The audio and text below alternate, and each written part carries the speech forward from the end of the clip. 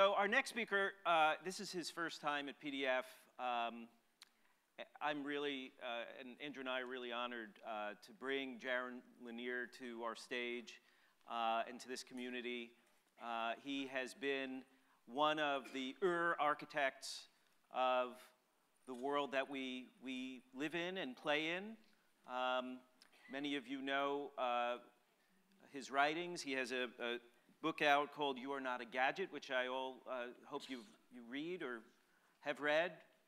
He's currently a partner architect at Microsoft, where he's worked on a lot of really exciting projects, including the Kinect. So he has touched our lives in many, many ways, not just virtual reality, but also real reality. Jaron is going to talk with us about how to not create a new cyber plutocracy. Welcome, Jaron Lanier.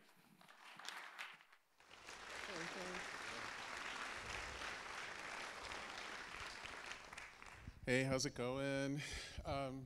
So I'm using a handheld because when I have a lav, I get excited when I talk and my hair whips around and I get all this thunder, so this seems to work a little better. So we've heard presentations about two trends that coexist, and they're interesting. The price to connect, the connectivity world is experiencing an intense concentration of power that's creating Gilded Age-like, dare we speak the word monopoly. And then on the other hand, there's this countervailing force, which was wonderfully described just now, of the increased ability to petition through open communication, through this fluidity. Now, an interesting question is this second force going to be strong enough to counterbalance this other force of concentration? Now, I would like to believe that it is and that it will be. However, I've grown increasingly concerned about that. The way I see it, democracy absolutely requires openness, it requires fluidity, it requires freedom of speech, it requires all those things, but they're not enough. It needs this one other thing, which is a strong middle class. Now, a strong middle class traditionally in the distant past before the internet meant people with jobs, people with mortgages, and that sort of thing. In this new world of an information economy, the means to be a middle class person might shift, but the principle remains the same. If there isn't a sort of a bell curve-like distribution of clout in the society, petition has limited utility. Let's put it that way. There's the wonderful Justice Brandeis quote that you can either have great concentrations of power or democracy, but not both. I'm paraphrasing. I'm sure there are lots of people here who could do it perfectly. Now, so the question is, what is middle class clout? Where does it come from? How might it be recreated? During the same period that the internet community has arisen, the middle class has been sunk. Right? How can that be? How can these two things have coincided in history? So I want to present what I'm sure is an overly simplified cartoon picture of what I think has gone on and a way to address it. And in this short time, all I can do is approximate it, and I'm sure you'll see all kinds of holes in it. I'm writing a new book on this that I hope will fill in those holes a little bit better, but here goes. What I think happened was with the rise of capitalism and with the rise of markets, a certain kind of information system took hold before there was the internet. And this was the information system of economics, where money flowed around. And the problem with the fluidity of money is that in an open fluid system, you tend to see vortexes rising up and vortexes going down. So when vortexes rise up, you see Gilded Age monopolies and barons and billionaires and all. When it goes down, what you see is a race to the bottom, where if you don't want to work for this wage, I'll find somebody else who will. You see this sort of sinking. So what happened was enormous social struggle went on for people to try to find some way to not sink. And what they did in each case is they created a sort of a little local artificial barrier to the flow of money like a little levee in the flow that created an artificial little pond, if I can use this liquid metaphor, that would create a little bit of constancy, a little bit of reliability, and a little bit of clout for a middle-class person. So let me name some of these things, because they're all different, but they all fundamentally function this way. One is academic tenure. Another is getting a taxi medallion, hopefully for yourself, instead of having some broker get all the money. Another is getting into a union. Another is getting a traditional IRA and a mortgage in the old days before those were blown apart. Another, we have to admit, was copyright. I've been a professional musician, and I gotta tell you, it was better for us anyway. I mean, I've seen so many lives destroyed, and I know that that's a countervailing opinion to many here, but let's leave that aside. All of these things were mechanisms that essentially created an artificial little blockage. And what that blockage did was, it acted on two levels. One level is what I call biological realism. We're not these abstract beings who don't get old and who don't die. You know, people get old, we have to have time to raise kids, we have uncertainty, we have to plan for old age. And in order to have dignity, we have to be able to get to a state in our lives where we don't have to sing for our supper for every single meal. We have to have some constancy, what you might call a low-pass filter in engineering terms. So this is material dignity. So getting into a union, getting a copyright stream, it gave you that. But there's another way to think about it, and I think this gets to the heart of what's changing now, which is when you had one of these little levees set up, you started to be able to gain a modicum of wealth as opposed to income. What wealth means is that there's something indirect that's giving you reliable money. There's your little low-pass filter. There's the thing that's giving you a bit of a flywheel, a bit of momentum, so you don't have to earn every single day anew. You don't have to gig live to make your money every single day. You have something that's kind of spinning there for when you're sick, for when you need to take care of your sick kid or whatever. Now the thing is, for the wealthy, for those who enjoy the race to the top instead of the race to the bottom, they get into wealth really fast. For the wealthy, there's capital gains, there's dividends, there's interest. That's what wealth is all about. Wealth is really different from income. So now, in this new world, we've kind of tended to counterpose two kinds of benefit from what you do.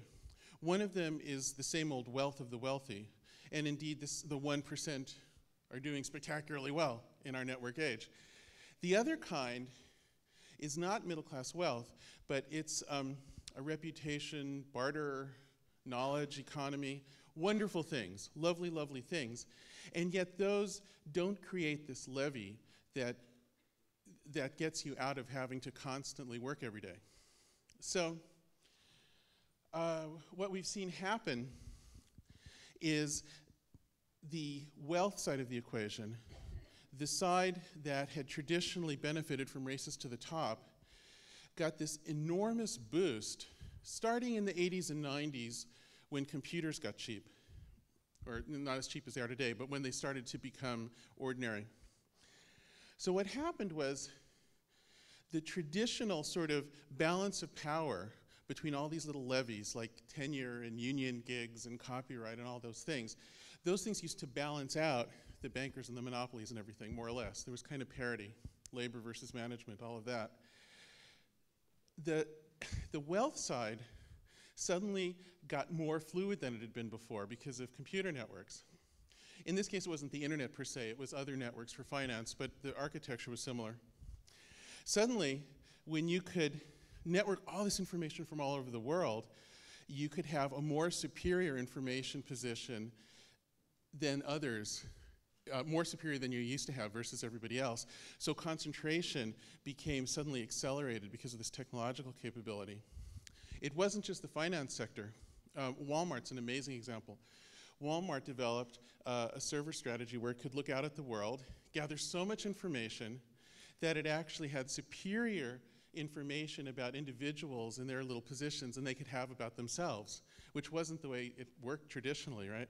And so Walmart optimized its world, and it ended up delivering two messages to its customers. One was, hey, we can make your prices go down because we've optimized the world. And it was, yay, lower prices. And the other is, well, As part of this optimization, your job prospects have just gone down.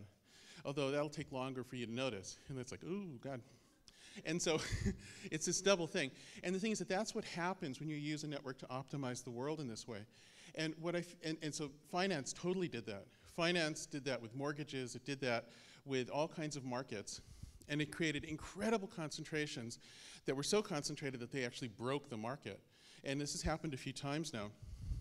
Meanwhile, this incredible ability to, the accelerant that technology provided to the fluidity of wealth created perverse political effects, because suddenly there's more motivation, more potential to spend money on politics. Furthermore, and this is the thing that, I gotta say, when you look out at populist America, when you go, I grew up in a red part of the US, you go out there, you don't hear what you hear in this room.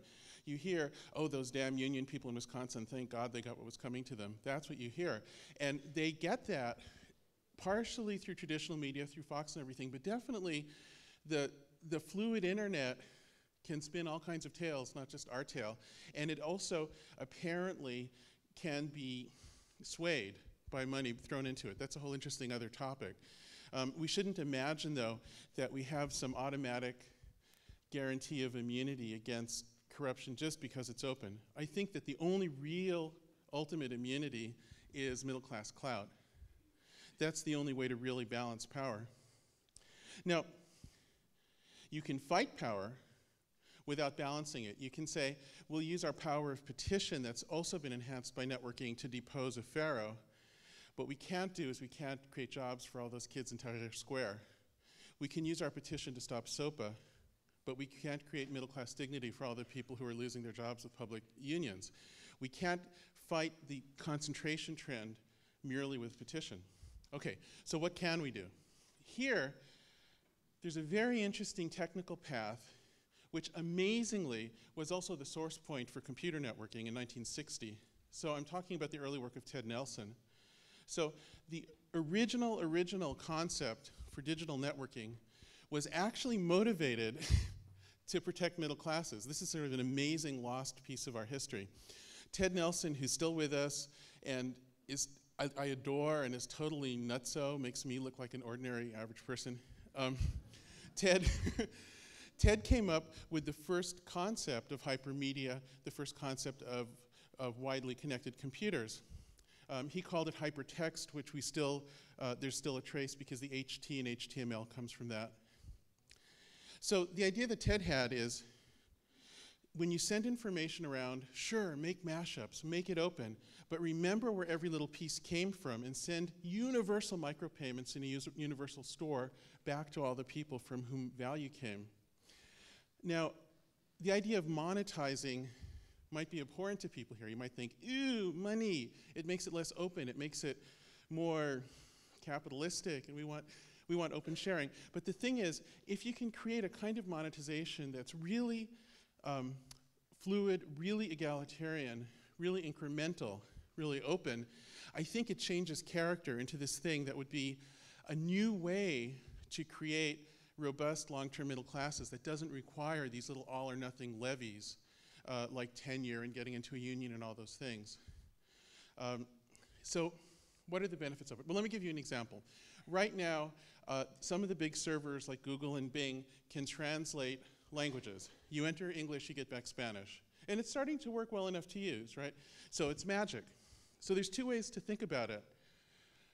You can either say, wow, it's like this artificial intelligence in the cloud that's just making things better for us. But there's another way to think about it. If you look at how it actually works, within these algorithms, there has been a giant gathering of data from all kinds of people who performed initially great translations. A lot of them were translators at the United Nations, but there's all kinds of other sources around the world. What the algorithms do is they use statistics to match the current situation of what needs to be translated to previous examples. So essentially, what the cloud algorithm is doing is exactly what it's always done, which is it's presenting us back to ourselves. All the value ultimately comes from people, of course, because there aren't any aliens here. And so in a Nelsonian system, all of those original providers of examples of good translation would still be linked back to, and they'd all get a penny or something. They'd start to collect little micropayments for having provided great examples that allow the translation to take place later on. Right, do you follow that? Now the thing is, any intelligent person who lives well is, as a matter of course, providing great examples to cloud algorithms. If you're good at flower arranging or dating or mixing drinks, whatever it is, some cloud algorithm somewhere is looking at you. In fact, these days there's hundreds, if you look at all the crazy tracking that goes on. As you live a good life in this world, you'd start to build up streams of little micropayments. So instead of having to sing for your supper every single meal, you'd gradually start to build up something, we could call it a royalty stream. I don't know what to call it. It needs a new name. But it would create middle-class dignity. It would create a form of wealth instead of income. It would create something that would give you clout.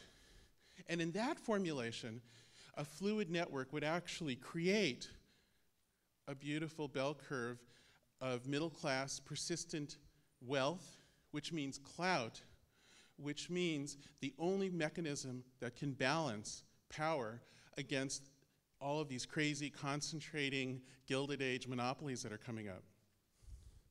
Now, it's a sort of a nutty idea, and you can ask, how could we get there from here? How could we institute universal micropayments? In the book, I'm describing 5 scenarios, but what I've concluded myself is that if you look at the available solutions, and if you play out the games of where they're leading, I think process of elimination gets you to something like this. I think the idea of a world of people without wealth, free to say what they want and share, but then power concentrated intensely, where there's monopolists who own the networks, and there's monopolists who own the capital, and there's monopolists who own, well, let's say it, the data that's really important. I mean, the interesting thing about our data today is that it's split in 2. There's sort of the raw data that's really open and it flows around and it's open source. But the analytic data is kept inside vaults in all of our big company basements, right? So the analytic data about you, the correlative data in the basements of Facebook and Bing and Google and all the rest of our outfits, that stuff is the data that's monetizable. That's the stuff that somebody will come along and pay for, because they can then control what's in front of you with it and influence you. And a world in which our data is broken apart between a vault and open fluidity is not as democratic as it seems. Locally, it seems really democratic, but it really isn't.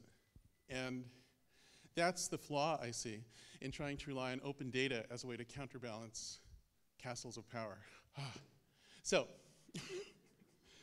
I wasn't sure I could fit this into the time. I think I got it. I think that's it. So thank you so much.